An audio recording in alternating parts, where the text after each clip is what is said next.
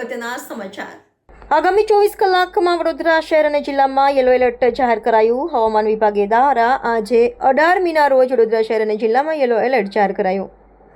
જિલ્લામાં દરેક ટીમો એલર્ટ, જિલ્લામાં અધિકારીઓને બચાવ ટીમ કાર્યરત રહેવા સૂચના આપવામાં આવી છે। વડોદરા શહેરમાં 2 એનડીઆરએફની ટીમ રિઝર્વ રાખવામાં આવી છે।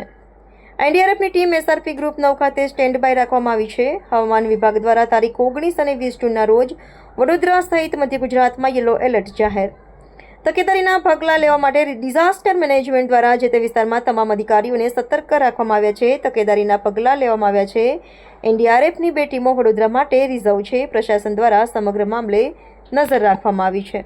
ડિઝાસ્ટર મેનેજમેન્ટ તરફથી એવી તૈયારી કરવામાં આવેલી છે કે હવામાન વિભાગમાંથી આજે 1900ના રોજ યલો એલર્ટ જાહેર કરેલું છે। આવતીકાલે 2000એ આજે યલો એલર્ટ જાહેર કરેલું છે, જે મધ્યમ વરસાદ છે અને જિલ્લા માન્ય કલેક્ટર સાહેબની સૂચના અનુસાર તમામ અમારા લાયઝન અધિકારીશ્રીઓને સૂચના આપી છે કે પોતાના વિસ્તારમાં તકેદારીના પગલાં તમામ ભરવા માટે કર્મચારીઓ કાર્યરત રહે અને તકેદારીના પગલાં લેવા માટે સક્ષમ છે બધા। અત્યારે કઈ ટીમો તૈયાર છે? અત્યારે એવી કોઈ ટીમો તૈયાર નથી, પણ અમારા ડિઝાસ્ટર પ્લાન મુજબ દરેક તાલુકા જિલ્લા મથકે ખાતે કે ટીમો નક્કી કરેલી છે। જ્યારે બી કોઈ આપદા આવી પડે તો એ બધા જ કાર્યરત થઈ જશે તરત જ।